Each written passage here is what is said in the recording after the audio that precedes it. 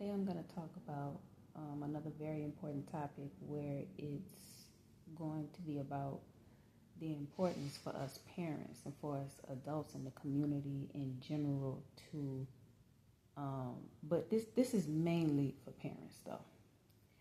It's so very important for us parents and also adults in the community who plan to create a family, that once we become parents, we cannot neglect our parental duties. And I'm so glad that Tony Gaskins mentioned this, which, by the way, I will shout him out. And I'll also leave the link to the video that I'm actually just sharing my personal feedback on it in this video, which he made a video on here about how we parents need to do better. And that's so true. I agree with him 100% because it's a lot of our children out here. They are either very vocal about them being in self-destruct mode because they're trying to grab their parents' attention. They're trying to see if their parents actually care. And then you have some of our children, they're a little bit more introverted with them feeling neglected by their parents. And that is just as detrimental as some of our children that explode. Two different ways that our children can be in self-destruct mode. It can be expressed through them exploding, where they are releasing their frustration and their pain from feeling neglected out on other people, or they choose to implode, meaning that they are in self-destruct mode on the inside where they're constantly stressed. They have a lot of negative thoughts about themselves, and they don't have a healthy view of themselves as our children. And this is going on inside of them the whole time without the parent even noticing it, because it's so easy to hide pain behind a smile. Thereby, that is what you call our children living in survival mode. And our children should not have to live like that. They are children. Our children are supposed to grow up in healthy environments on a mental, emotional, spiritual, and physical level. And so I just say this to say it's so very important for us parents to understand that when we have children, it is no longer about us. It's about them. Now, don't get me wrong. I am in no way saying that us parents should neglect our mental health and just focus on our children's mental health, because it's so very important for us parents to also make sure that we take our time for ourselves and that we fill our cup up so that we can make sure that we are showing up for our children the way we need to, so that we could pour into them so that they can also be in a healthy environment on a mental, emotional, and spiritual level. Now, don't get me wrong.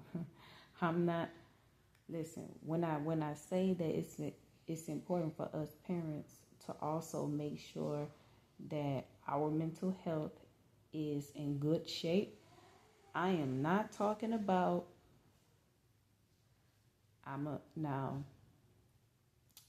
going to be discreet when I say this, but it needs to be said. I am not talking about us engaging in habits that are unhealthy. Not talking about that at all. And y'all know exactly what I mean. That involves what we're putting into our bodies, including uh, including paraphernalia. That also includes what we feed our minds with, what we read, with what we watch, what we feed our ears, what we listen to. Yes. So if we are feeding our minds and our hearts and our spirits and our physical bodies with unhealthy things, then how can we parents pour healthy things into our children on a mental, emotional, spiritual, and physical level? How? If we're pouring into our children at all.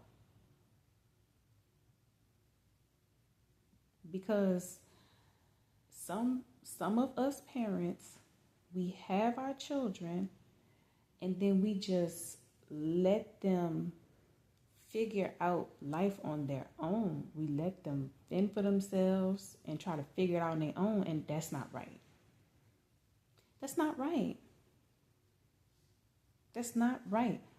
When we have children, it's not just about us. It's about our children as well. So if we weren't ready to have children, then we should have planned it better.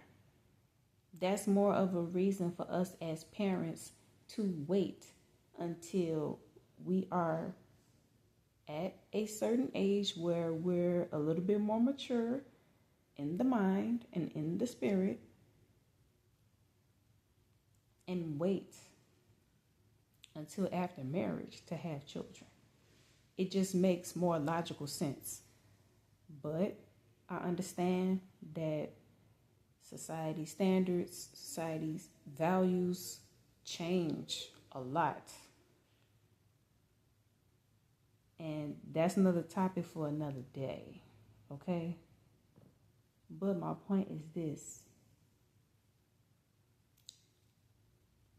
It's wrong. It is very wrong for us as parents to have our children and then to just let them try to figure things out on their own. That is wrong.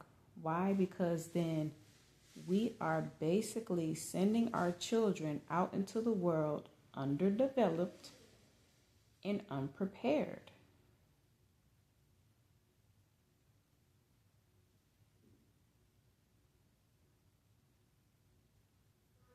It's not okay.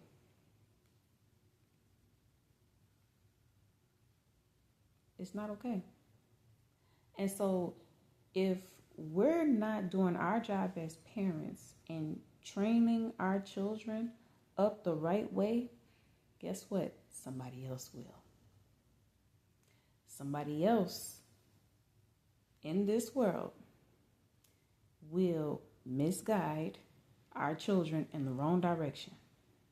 Whether it's an actual stranger on the street, whether it's somebody at school that will not have a positive influence on our child or children, whether it's what they watch in TV shows, movies, whether it's in the music that they listen to, whether it's what's in the books that they're reading.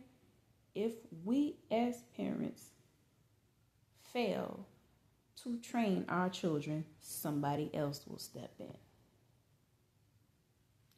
And if somebody else steps in to train our child and they are misguiding our children in the wrong direction, that's when it becomes a problem.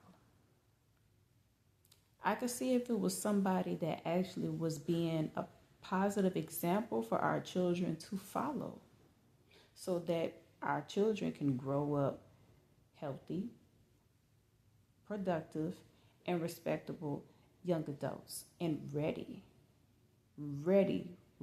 to serve the community, ready to create families of their own in a healthy environment. I could see that. But if it's somebody that is spiritually, mentally, emotionally, and physically unhealthy. Training our kids, our children, will be set up for failure. So we as parents, we have to really think before we have children. We have to, because we can't just have a lot of children and then just decide, well, I still want to live my life and have a good time. No, you don't get to do that. That's not okay. This is the reason why we have to actually calculate the cost, weigh the pros and cons of when to have children. If we just want to have a good time, that's what you do in your younger years. And that does not mean participate in letting somebody have access to your body before you are ready for marriage and have kids. You don't have to do that to have a good time. What I mean by having a good time is being around, people who actually have goals for themselves, where they have goals that's going to help them become productive, that's actually going to benefit them in some kind of way, somewhere down the line. And, just being around other people who, want to actually, who care about being responsible with their time, being responsible with their mental health, being responsible with their bodies, and also being mindful of other people. You can form a book club. You can go to the movies, go to the skating rink. That's having a good time. As teenagers and young adults that's entering their early 20s, that's having a good time. Because make no mistake about it, there is nothing, there is nothing casual about allowing somebody to have access to your body. There's nothing casual about that. That's how we create families. So, all I'm saying is this: us as parents, we cannot choose to allow someone to have access to our bodies and then create children when most likely we weren't ready, and then decide to neglect our responsibility to train our children up the right way because we want to have a good time. Because of the fact that we chose to move backwards with creating a family by doing things our way, and it's become too overwhelming for us mentally, emotionally, and spiritually. We decide, I just want to have a good time. I want to have some me time. No, that's wrong. That's wrong. That's wrong. And yes, it gets tough sometimes being a parent. Because not only do you have to show up for your mental well-being, you have to show up for their mental well-being as well. We have to show up for our mental, emotional, and spiritual well-being. Same thing for our children. Yes, it's a lot of work, but it has to be done. I'm sounding the alarm. It has to be done. It is too many of our children that are hurting themselves out here and that are hurting other people out here. And I'm seeing it every day. And it hurts my heart as a mother to see it. And so if nobody is going to speak out about it and try to at least come up with a solution to this ongoing issue with our children, I will. I'm fine with that. I'm fine with taking on the weight, which, yes, is heavy. It's very heavy. And it's not comfortable for me to get on here and talk about a lot of very uncomfortable discussions involving our children, but it has to be done. Now, I understand that I'm not God and I cannot do a whole reset on a global scale. But I will say this.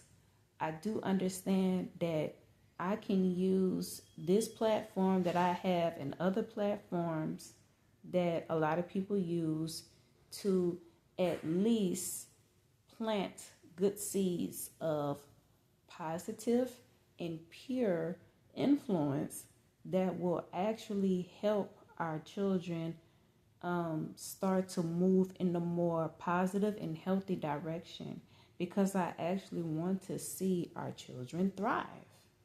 I want to see our children have a better outcome than what we did.